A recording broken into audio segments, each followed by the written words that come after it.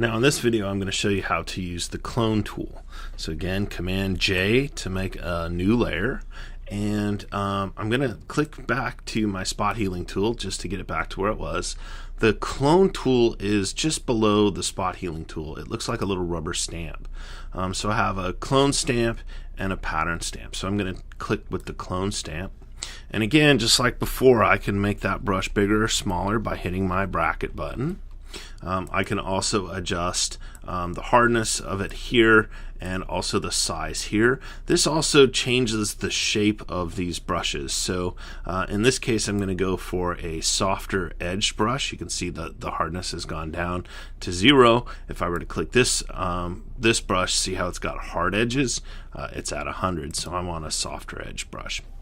So what I'm going to do here is I'm going to click my Alt button, the Alt Option button, and I get these little crosshairs. What this is going to do is this is going to take pixels from that area once I click it and move it to another area. So if I were to take, click Alt here, you can see I can start to add trees or add on to the trees, and that is the clone tool. I can make all sorts of weird things with this. This works really well with clouds and skies. If I were to make that brush a little bigger, let's see, I'll click my Option button and it will move that whole tree right in there.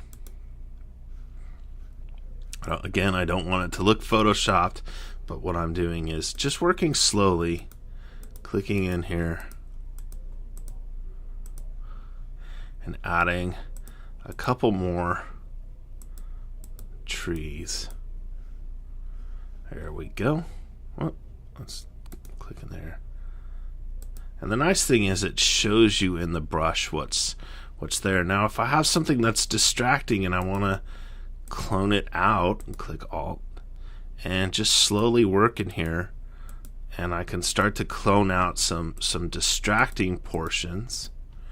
Again, when I have a texture like this, you want to select from different locations so it doesn't look like, see how it looks like it's almost a repeating pattern that's in here. We don't want that. We want to try and keep it as natural as we can.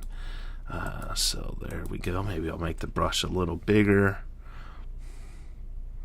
Come down so I can start to really selectively edit that. That works really good for a landscape. It works great with clouds.